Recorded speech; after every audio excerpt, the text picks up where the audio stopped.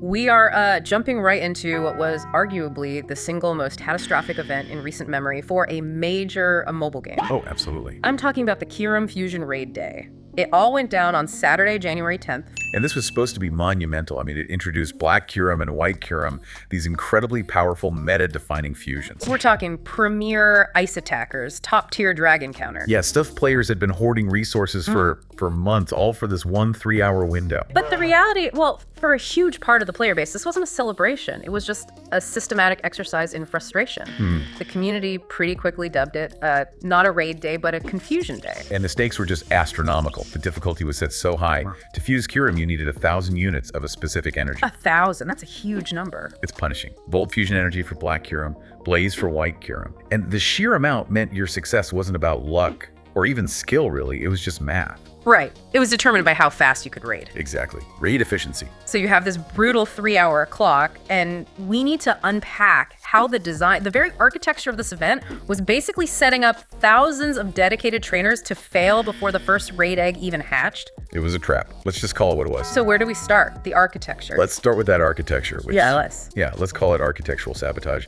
The 180-minute window was split into 6 alternating 30-minute blocks. Okay. The idea was to cycle the fusions, so you had dedicated time to target, Volt energy and then Blaze energy. So 90 minutes total for Black Kyurem energy and 90 for White Kyurem. That sounds tight, but manageable. Right. Manageable, yes, if the gyms were actually dedicated to the featured blocks. But here's the core failure. The raid pool was intentionally diluted. Instead of making all the tier 5 raids, the new Kyurem fusions, they included the prerequisite Pokemon Reshiram and Zekrom. Wait. Reshiram and Zekrom, they had just been in raids for weeks. Why were they even there? That's the million-dollar question. It didn't feel like a bonus. It felt like they were actively blocking the content everyone was there for. It's like they were consuming valuable gym real estate. That is exactly how the community felt. Since only the Kyurem fusions dropped the energy, every Reshiram or Zekrom on the map was basically a raid block. And the data confirms this, right? This wasn't just a few people having bad luck. Oh, the stats are shocking. Community tracking showed that gym spawns were hovering around a 50-50 split. 50-50. Yep, between the fusions you needed and the old legendaries you didn't. We saw these crazy reports of severe clustering. Like, imagine a 9-gym park. Okay. Players were reporting seeing 8 Zekroms and only 1 Kyurem fusion during a critical 30-minute window. That is just agonizing. Because if you only have 90 minutes to hit your energy target and half your gyms are useless, you really only have 45 minutes. You're cutting your time in half. Yeah. And this is the part that disproportionately crushed, well, casual players, but especially rural players. If you live in a town with only 6 gyms, and 3 of them are Zekrom, you are locked out. You physically cannot travel fast enough to make up for that. So the architecture was flawed by design. Let's look at the math then. The 1,000 energy requirement. Exactly. The resource economy. That 1,000 energy goal is completely rigid. And the energy drops themselves were randomized. You weren't guaranteed a set amount. So you couldn't even plan properly. Not at all. The drops were anywhere from 70 to 150, but most people average, let's say, 90 to 110 per raid. So let's crunch those numbers. If you're averaging 100 energy per raid and you want both fusions, that's the dream, right? That's the dream. You'd need to complete, 20 successful fusion raids, 10 of each type? 20 raids, and remember that 50% dilution we just talked about. Oh, right. To get those 20 fusion raids in 180 minutes, you needed to find, beat, and catch the right Kyurem every 9 minutes. Every 9 minutes. Assuming 0 travel time and 0 catch time, it's impossible. In the real world, it meant you had to survey maybe 40 different gyms. Only the most organized car groups in huge cities even had a shot. That is just punishing. But there's usually a safety net, right? Something players expected that just wasn't there. We have to talk about Mega Energy. This is the huge consequential difference. With Mega Energy, once you unlock a Mega, you can just walk with it as your buddy to earn more. It's a failsafe. You can chip away at it over time. Right. And for Fusion Energy. Let me guess. That functionality just did not exist. The only way to get to 1,000 was raiding in that 3-hour window, period. Wow. This created the most heartbreaking tragedy of the whole event, players finishing at the exact wrong number. We saw the quote everywhere. I saw it, 990 energy. The 2 most painful numbers in the history of the Unova region, Yeah. with 0 in-game way to earn that last 10. The idea you could put in 3 hours, maybe dozens of dollars, and be permanently locked out by 1% shortfall, with no catch-up mechanic. That's just brutal. It's awful. You finish the event, and you just have to sit there knowing you're so close, but it's over. And speaking of time, every minute was critical. Which brings us to the next problem that actively sabotaged people, the catch tax. Ugh, the catch tax. Yes. If time is your most valuable resource, the game shouldn't force you to waste it. And we have to contrast this with Necrozma Raid Day. Which was so good, they gave you beast balls. Exactly. An almost instant high-success catch. Super smooth. Kyurem did not get that treatment. It had the standard, frustrating, legendary red circle catch rate. And from what I heard, Kyurem was difficult. Extremely aggressive. People consistently reported it jumping constantly, attacking, breaking out of golden raspberries, and excellent throws over and over again. We're talking catch screens that lasted 5, sometimes 10 minutes. Hold on, 10 minutes? If you have to do a raid every 9 minutes just to stay on pace? You're already behind.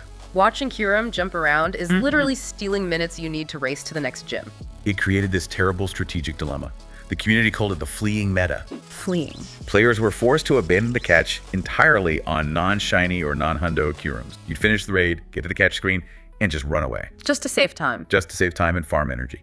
You had to sacrifice a potentially good Pokemon and its candy just to stay on schedule for the main prize. So you're spending more time trying to catch the thing than it took to beat it, and then you're forced to abandon it just to keep playing the event. It's completely backward incentive. It makes no sense. So the event's design was structurally broken, but then on top of that, the technical foundation it completely melted down. As one player perfectly put it, Niantic didn't just mess up the code, they messed up the temporal physics of the game. That is so accurate because the failures weren't just in the moment. They affected the long-term value of what you caught. Let's start with the legacy moves. Okay.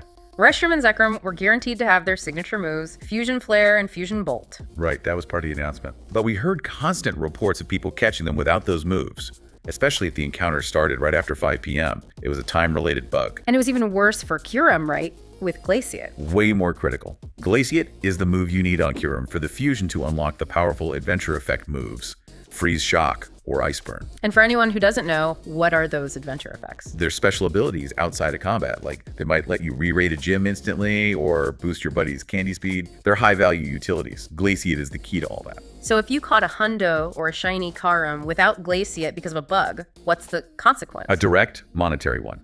You were forced to use a rare, expensive, elite charged TMA premium item just to make your Pokemon viable. So a bug forces you into a paid fix for a developer error. That's it. And this Glaciate bug was apparently tied back to a known toggle error from some compensation event in 2025. You're kidding. So they just copy-pasted old broken code into the biggest event of the year. It really looks that way. It suggests the whole structure for handling legacy moves is just fragile, and they never fixed the underlying problem. And beyond the moves, what else was breaking? Oh, the bugs were rampant. The worst was lobby ghosting. You'd see 6 trainers in a lobby, you'd use your pass. And then the raid starts with 2 people. And you lose your pass. We also saw network errors during the catch sequence that would just boot people out, losing them the entire encounter, sometimes shinies. So you have a short window, impossible requirements, and constant technical failures. This all leads right to the external issues and the monetization strategy that seemed to be behind it all. And we have to talk about how dangerous the real world conditions were. Right. January 10th. It's the hottest part of summer in the southern hemisphere and the coldest part of winter in the north. And players were trying to do this frantic 3-hour rush in some pretty extreme weather. We saw reports from 105 degrees Fahrenheit in Australia. That's 41 Celsius too, like minus 18 Celsius with deep snow in northern regions. The event design just ignored player safety. And then there's the paid ticket, the ultra ticket. Right. Dedicated players bought this for extra pass, trying to guarantee success. But the architecture, the diluted pool, meant half the gyms were useless. They had the tickets,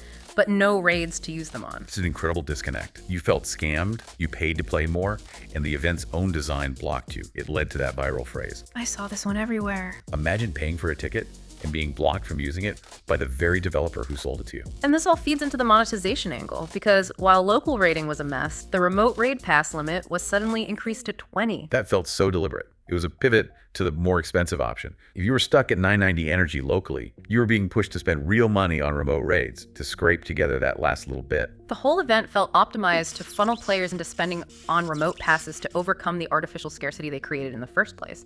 And the community consensus was pretty clear. This felt like it was optimized for revenue, not player experience. A dangerous shift. That shift is the key takeaway here. The combination of the diluted pool, the rigid 1000 energy, no walking mechanic. Yeah. It all created this unforgiving system that penalized everyone except the very luckiest or those willing to spend a lot of money. And the consequence of that system could be permanent for a lot of players. These fusions are instantly meta-defining. But here's the long-term problem with the mechanic. Unfusing black or white Kyurem costs nothing. It's an easy, accidental mistake to make in the menu. Okay. But refusing it or a different Kyurem later on still requires a fresh 1,000 energy. So for the people who got it, they have this powerful but fragile asset. One wrong tap and it's gone. Exactly.